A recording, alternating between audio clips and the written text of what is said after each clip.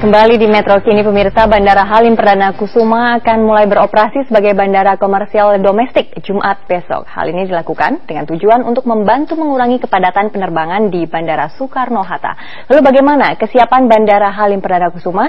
Rory Asyari akan melaporkannya langsung dari Bandara Halim Perdana Kusuma, Jakarta.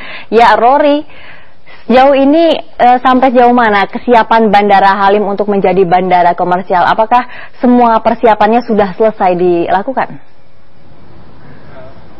Gilang, bisa dikatakan bahwa semua persiapan hampir 100% selesai apabila kita melihat terkait dengan perubahan fisik atau renovasi fisik dari Bandara Halim Perdana Kusuma, utamanya bagian terminal ini renovasinya sudah selesai, seperti renovasi untuk ruang check-in atau check-in counter atau yang biasa disebut dengan ruang pelaporan sekarang sudah diperlebar, dan apabila Anda nanti menggunakan pesawat komersil via Bandara Halim Perdana Kusuma ini pun Anda akan ditransfer begitu ke ruang tunggu yang saat ini kapasitasnya sudah lebih besar.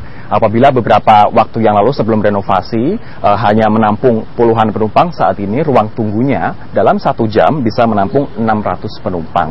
Hal ini dikarenakan nantinya dalam 1 hari rencananya Bandara Halim Perdana Kusuma akan digunakan oleh 7.000 sampai dengan 9.000 penumpang komersil, yakni yang dialihkan dari Bandara Soekarno-Hatta ke Bandara Halim Perdana Kusuma. Nah, selain check-in counter, kemudian ruang tunggu, ada juga bagian tiketing yang juga telah direnovasi. Sekarang bagian tiketing ada di sebelah selatan atau ujung selatan dari terminal Bandara Halim Perdana Kusuma, sehingga nanti proses membeli ataupun mencari tiket ataupun mencari informasi tentang tiket akan dilakukan di satu ruangan. Ada juga pengembangan CCTV, sistem tata suara, dan juga papan informasi penerbangan yang saat ini sudah diupayakan oleh Angkasa Pura II, sehingga bisa dikatakan untuk persiapan fisik 100% mereka sudah siap. Nah, ada satu hal lain yang juga menjadi concern atau perhatian dari beberapa pengamat penerbangan, yakni landasan pacu.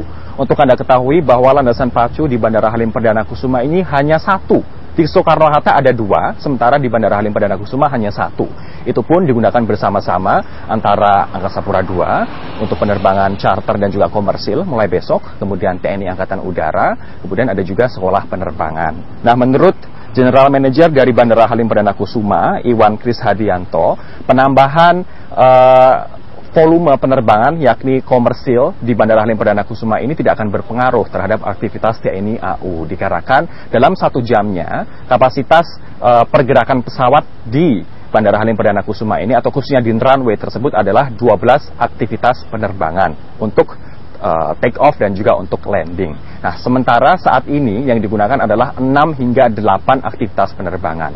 Nantinya dengan adanya tambahan pesawat komersil ini akan ada tambahan 4 penerbangan setiap jamnya, sehingga kapasitas 12 jam tersebut akan masih terpenuhi sehingga tidak akan mengganggu satu sama lain antara aktivitas TNI AU, kemudian sekolah penerbangan dan juga penerbangan komersil.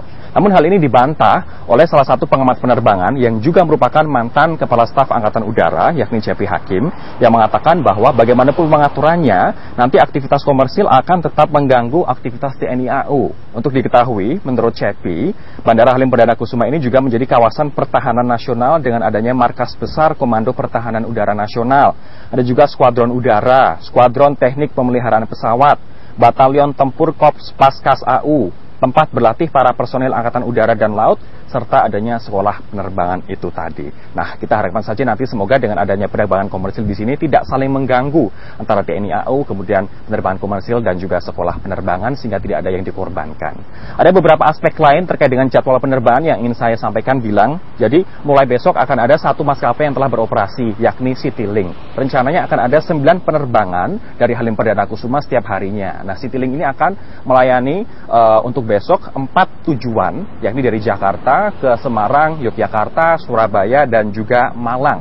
Sementara untuk bulan Februari, Garuda rencananya juga akan membuka penerbangan via Halim untuk beberapa tujuan seperti Surabaya, Semarang, Palembang, Yogyakarta, dan Pontianak. Sementara untuk Maret nanti akan giliran AirAsia yang juga akan membuka commercial flight di sini tujuannya adalah Medan dan Surabaya. Namun pihak Angkasa Pura II, khususnya yang ada di Bandara Halim Perdana Kusuma, menyatakan bahwa Bandara Halim hanya akan melayani penerbangan komersil point to point. Ini artinya misalnya dari Jakarta ke Surabaya, Jakarta ke Malang, atau dari Malang ke Jakarta, bukan merupakan penerbangan connecting flight ataupun transit, dikarenakan kepadatan dari runway bandara ini yang digunakan oleh 3 institusi yang berbeda. Nah, sementara itu Menteri Perhubungan Mangindaan mengatakan bahwa pengalihan sebagian penerbangan komersil dari Soekarno-Hatta ke Bandara Halim Perdana Kusuma akan mengurangi sekitar 10 hingga 11% dari kepadatan bandara di Soekarno-Hatta. Nah, Menhub juga memastikan bahwa pemindahan ini adalah hanya jangka pendek saja sampai dengan nanti pembangunan Terminal 3 di Bandara Soekarno-Hatta akan selesai seutuhnya di awal tahun 2015. Nah, setelah 1 tahun berjalan, Menhub mengatakan bahwa nanti akan dievaluasi apakah tetap akan menggunakan Bandara Halim ini sebagai bandara komersil atau mengembalikan seluruh penerbangan komersil ke Bandara Soekarno-Hatta.